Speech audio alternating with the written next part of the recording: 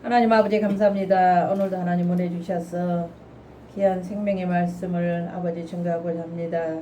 이한 시간 우리 하나님 함께 하시고 인도하여 주시어서 영광 받아 주시옵소서. 예수님의 이름으로 기도하옵나이다. 아멘. 오늘 하나님 본문 말씀은 다니엘서 1장 1절로 9절 말씀이 되겠습니다. 유다 왕 여호야김 이 다스린 지 3년이 되는 해에 바벨론 왕 느부갓네살이 예루살렘에 이르러 성을 에워쌌더니 주께서 유다 왕 여호야김과 하나님의 전 그릇 얼마를 그의 손에 넘기심에 그가 그것을 가지고 신할 땅 자기 신들의 신전에 가져다가 그 신들의 보물창고에 두었더라. 왕이 환관장 아스부나스에게 말하여 이스라엘 자손 중에서 왕족과 귀족 몇 사람 곧 흠이 없고 용모가 아름다우며 모든 지혜를 통찰하며 지식에 통달하며 학문에 익숙하여 왕궁에 설 만한 소년을 데려오게 하였고 그들에게 갈대아 사람 학문과 언어를 가르치게 하였고 또 왕이 지정하여 그들에게 왕의 음식과 그가 마시는 포도주에서 날마다 쓸 것을 주어 3년을 기르게 하였으니 그 후에 그들은 왕 앞에 서게 될 것이더라. 그들 가운데서 유다 자손 곧 다니엘과 하나냐와 미사엘과 아사랴가 있었더니 환관장이 그들의 이름을 고쳐 다니엘은 벨드사살이라 하고 하나냐는 사드락이라 하고 미사엘은 메삭이라 하고 아사랴는 아벳노고라 하였더라. 다니엘은 뜻을 정하여 왕의 음식과 그가 마시는 포도주로 자기를 더럽히지 아니하리라 하고 자기를 더럽히지 아니하도록 환관장에게 구하니 하나님이 다니엘로 하여금 환관장에게 은혜와 공유를 얻게 하신지라. 아멘. 오늘 하나님의 말씀의 제목은 선지자 다니엘처럼입니다. 선지자 다니엘처럼. 다니엘의 이름의 뜻은 하나님은 우리의 심판자입니다. 계명된 벨드사살의 이름의 뜻은 바알이여 생명을 지켜주소서입니다.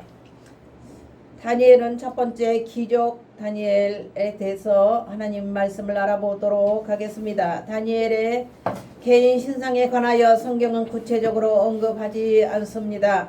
그의 부모가 누구인지 알 수 없으나 부분적인 언급으로 볼 때에 그의 신분이 왕족이거나 적어도 귀족이었음을 알 수 있습니다. BC 605년 즉 여호야김 3년에 바벨론으로 포로되어 끌려간 것은 다른 귀족들 포로와 함께 젊은이들과 더불어 용모가 수려하고 재주와 학식이 비상하여 왕의 눈에 발탁되었습니다. 다니엘은 3년이라는 짧은 기간 동안 갈대아의 방언과 학문을 익혀서 왕 앞에 서게 되었습니다. 다니엘은 그 능력과 수완을 인정받아 바벨론으로부터 시작하여 바사와 메대 시대에 이르기까지 총리와 각종 고위직을 맡아서 정치력을 인정받아 발휘하게 되었습니다. 나라는 망했어도 하나님께서는 여전히 살아계신다는 사실이 다니엘의 신앙 자세에서 발견됩니다. 여호와를 유일신으로 섬기던 조국이 망하였음에도 불구하고 다니엘은 경외하던 하나님 여호와를 이방 땅에서도 성실하게 섬겼습니다. 그러나 포로된 신분으로 정복자인 바벨론의 땅에 살고 있었던 그에게 있어 신앙의 정절은 여러 가지로 박해와 환난을 가져왔습니다. 다니엘은 하루도 쉬지 않고 예루살렘을 향하여 정해진 시간에 기도하였으며 이방 신전을 거쳐서 나오는 왕의 음식을 거부하기도 하였습니다. 다니엘서 1장 8절에 말씀합니다. 다니엘은 뜻을 정하여 왕의 음식과 그가 마시는 포도주로 자기를 더럽히지 아니하리라 하고 자기를 더럽히지 아니하도록 환관장에게 구하니라는 말씀이 있습니다. 뿐만 아니라 바알이여 생명을 지켜주소서라는 의미를 담고 있는 벨드사살로의 이름을 계명에 동의하지 않았습니다. 다니엘은 끝까지 자기 이름을 고집하여 다니엘이라는 이름으로 불리우게 되었습니다. 이방 신에게 생명을 지켜달라는 취지의 바벨론식의 이름이 그의 신앙의 정절에 있어서 정면으로 이배되기 때문이었습니다. 다니엘의 이 같은 신앙절개는 그를 시기하는 모함자들의 공격거리를 제공하며 불꽃 속에 사드락 메삭 아벳누고는 던져짐을 당했으며 사자굴에 던져지는 혹독한 시련을 겪게 하였습니다. 그럼에도 불구하고 다니엘은 함께 하시는 하나님과 더불어 박해를 이겨냈으며 이후로 그의 지위는 더욱 높아지고 확고해졌습니다. 이제 다니엘이 뜻을 정하여 하나님 앞에 기도했다라는 것은 우상 숭배를 멀리하기 위함이었습니다. 우리도 이 시대에 우상 숭배가 홍수처럼 우리의 삶에 이제 다가오는 이 우상 숭배를 멀리하도록 뜻을 정해야 합니다. 할렐루야. 아멘. 두 번째, 세속화됨을 멀리하도록 우리는 뜻을 정하며 하나님 앞에 믿음으로 살아야 합니다. 우리는 또 거룩성을 지키기 위하여 하나님 앞에 거룩하고 순결한 삶을 살아드려야 합니다. 또한 우리는 하나님의 말씀과 기도 생활로 점점 하나님 앞에 우리가 정해진 시간에 예배하며 기도하기를 힘써야 합니다. 아멘. 우리는 다니엘과 같이 뜻을 정하고 하나님과 또 모든 우리 성부, 성자, 성령 하나님 앞에 우리의 자신의 거룩함을 지키고 뜻을 정하여 이제 말세의 지말이 다가오는 이때에 우리의 믿음과 우리의 삶, 우리의 신앙을 하나님 앞에 견고하게 지킴으로 인해서 끝까지 구원을 향해서 달려가는 저와 여러분들이 되시기를 간절히 축원합니다. 아멘. 하나님은 다니엘에게 장차 일어날 역사의 흥망성쇠를 짐승이라는 계시 중에 이상으로 보여주셨습니다. 이상 중에 다니엘이 본 계시는 네 짐승과 순양과 순념소 그리고 71회와 왕들에 대하여 큰 전쟁과 두 사람에 대한 것들이었습니다. 다니엘서 9장 25절 26절 그러므로 너는 깨달아 알지니라 예루살렘을 중건하라는 영이 날 때부터 기름 부음을 받은 자 곧 왕이 일어나기까지 7 이레와 에순두 이레가 지날 것이요 그 곤란한 동안에 성이 중건되어 광장과 거리가 세워질 것이며 26절 에순두 이레 후에 기름 부음을 받은 자가 끊어져 없어질 것이며 장차 한 왕의 백성이 와서 그 성읍과 성소를 무너뜨리려니와 그의 마지막은 홍수에 휩쓸림 같을 것이며 또 끝까지 전쟁이 있으리니 황폐할 것이 작정되었느니라. 아멘. 아멘. 뿐만 아니라 다니엘의 영적인 분별력은 유난히 뛰어났으며 타의 균형을 불허할 정도였습니다. 하나님께서 허락하신 지혜로 이제 이상과 꿈을 계시받은 자임과 동시에 다니엘은 다른 사람이 받은 이상을 해석하기도 하는 자였습니다. 느부갓네살 왕의 2차례에 걸친 꿈을 해석하는 일이나 벽에 쓰여진 글씨를 해석하는 일 등은 다니엘이 아니고서는 불가능했던 일들이었습니다. 아멘. 아멘. 하나님은 그 같은 다니엘에게 수년에 걸쳐 장차의 역사 전개를 상징한 짐승의 꿈을 계시하심으로써 주님의 은밀한 역사 경영을 내비치신 것이었습니다. 하나님의 역사와 섭리는 인간이 상상할 수 없을 정도로 오묘하고 신묘막측합니다. 하나님께서는 유다의 제약을 인하여 느부갓네살을 들어서 심판의 도구로 사용하심이었습니다.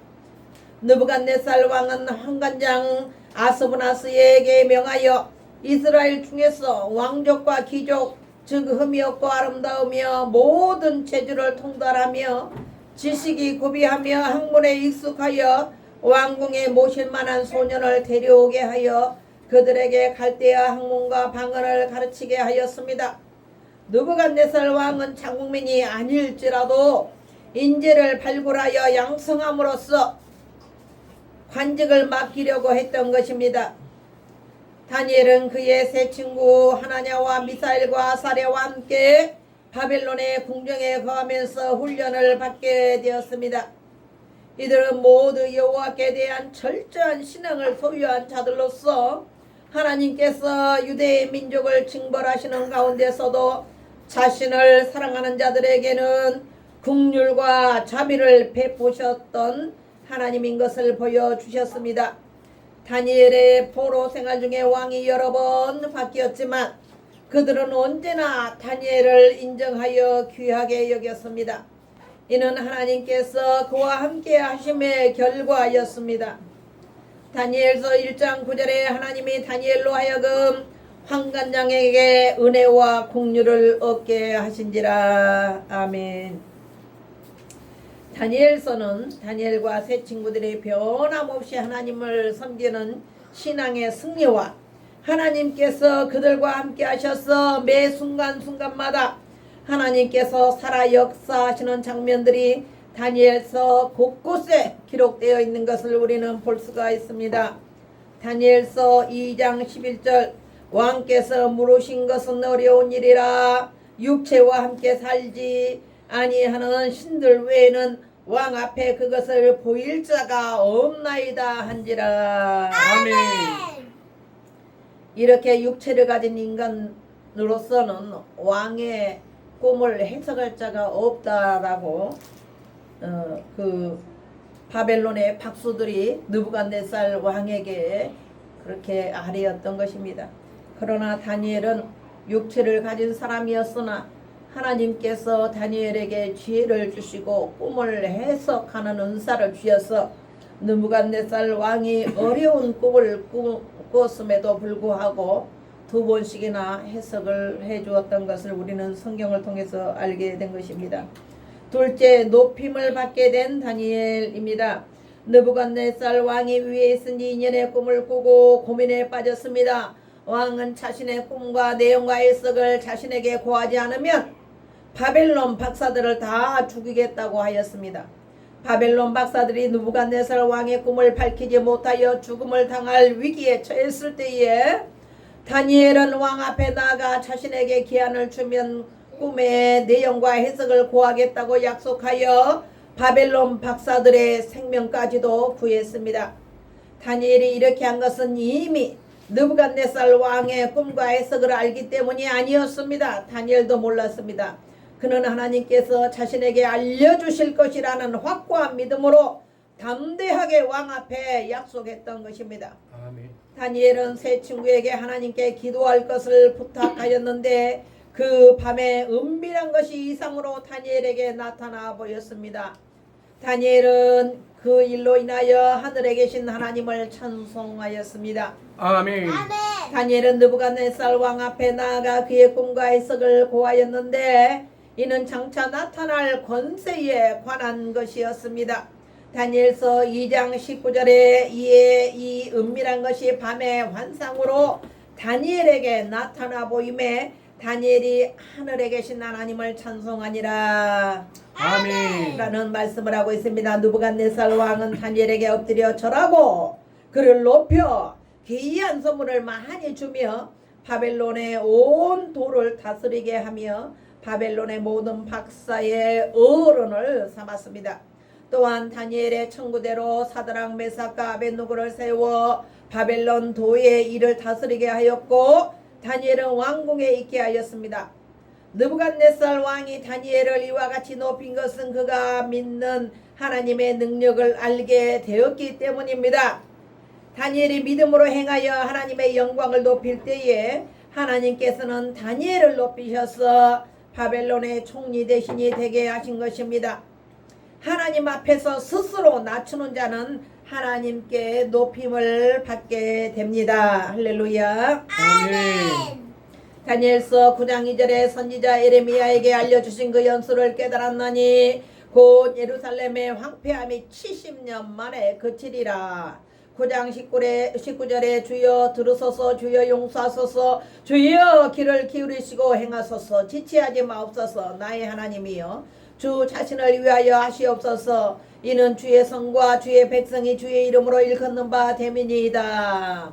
아멘. 다니엘은 이제 나라와 민족이 바벨론의 포로로 끌려간 지가 70년이 다 차가는데 자기 나라의 해방을 위해서 하나님 앞에 금식하며 회개하며 간절히 기도했습니다. 다니엘은 나라와 민족의 해방을 위해 회개하면서 금식했을 때에 9장 20절에 가브리엘 천사가 와서 24절에 70일의 종말의 예언을 계시로 주셨을 뿐만 아니라 적그리스도의 마지막 말세지말의 적그리스도의 출현을 다니엘에게 계시로 알게 하였습니다. 우리가 지금 이 시대에 우리들도 선지자 다니엘처럼 나라와 민족을 위해서 회개하며 금식하며 기도할 때에 위대한 나라를 우리 하나님께서 위태한 나라를 구해주시고 하나님 나라가 이 땅에 확장되고 실현되는 놀라운 축복을 보게 될 것입니다. 아멘. 세 번째 바벨론의 총리 다니엘입니다. 다니엘서 6장 3절에 다니엘은 마음이 민첩하여 총리들과 고관들 위에 뛰어남으로 왕이 그를 세워 정국을 다스리게 하고자 한지라. 아멘. 느부갓네살 왕의 뒤를 이은 벨사살 왕은 하나님께서 부왕의 생애를 통하여 하나님의 능력과 권세를 계시해 주셨음에도 불구하고 하나님을 무시하고 교만히 행함으로써 하나님의 징벌을 받아 갑자기 죽임을 당하였습니다. 다니엘서 6장의 그 후로 메대 사람 다리오가 나라를 얻어 통치하게 되었는데 다리오는 다니엘을 3명의 총리 대신 중 한 사람으로 세웠습니다. 다니엘은 마음이 민첩하여 다른 총리들보다 뛰어남으로 다리오 왕은 그를 세워 전국을 다스리게 하고자 했습니다.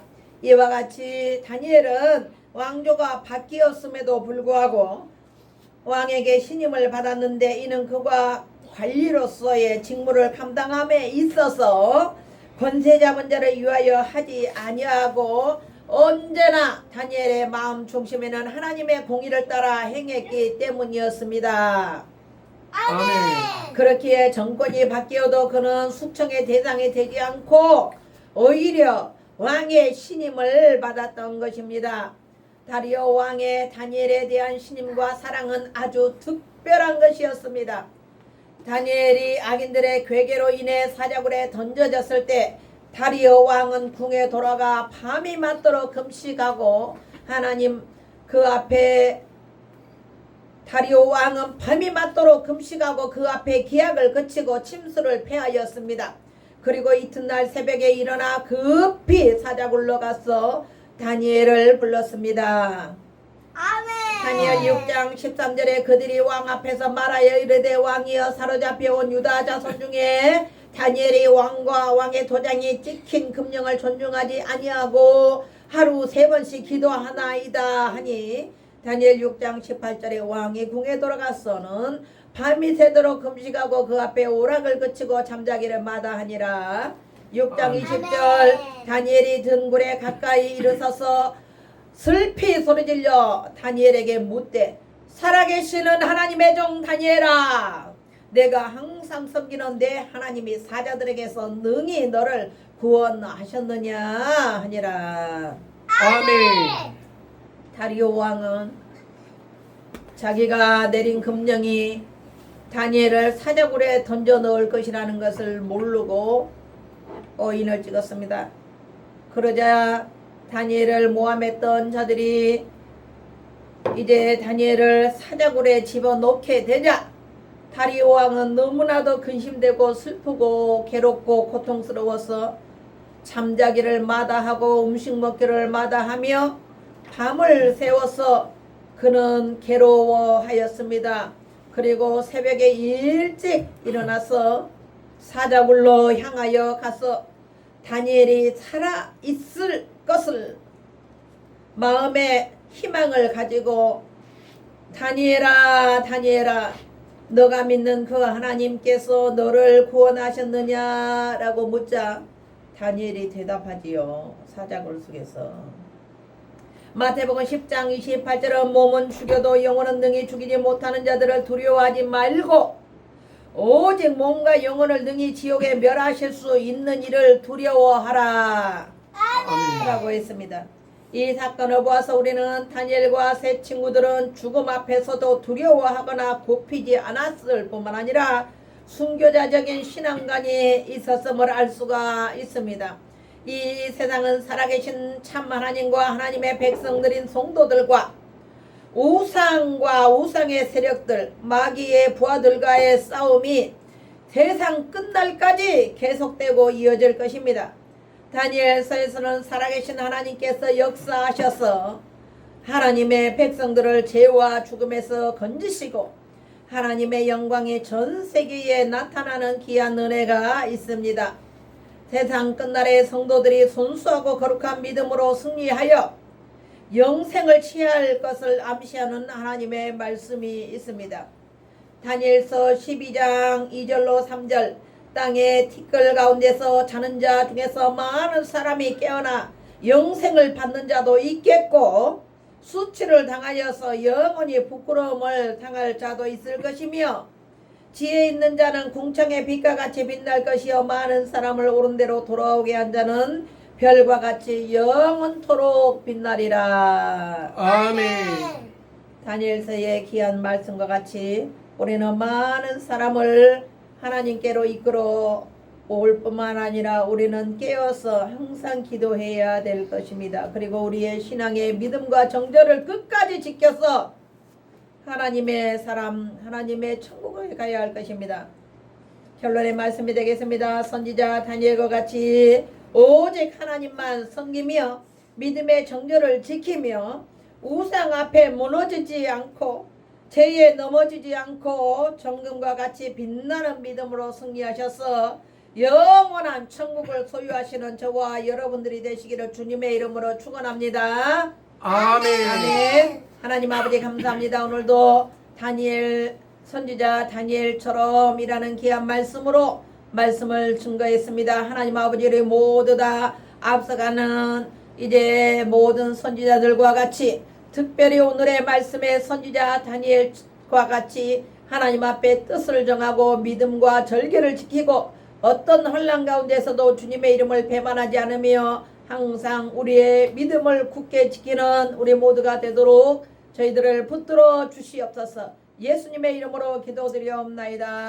아멘. 이제는 우리 주 예수 그리스도의 은혜와 하나님 아버지의 극진하신 사랑과 성령님의 감화 감동 인도 교통하심이 믿음으로 살고 우리의 신앙의 정결을 지키고 순수하고 거룩함을 지켜서 영원한 천국을 향하여 나아가고자 하는 우리 합평교회 성도들과 이 나라 민족위에 그리고 유튜브를 시청하는 우리 사랑하는 시청자들 위해 이제로부터 영원토록 함께 계실지어다. 아멘.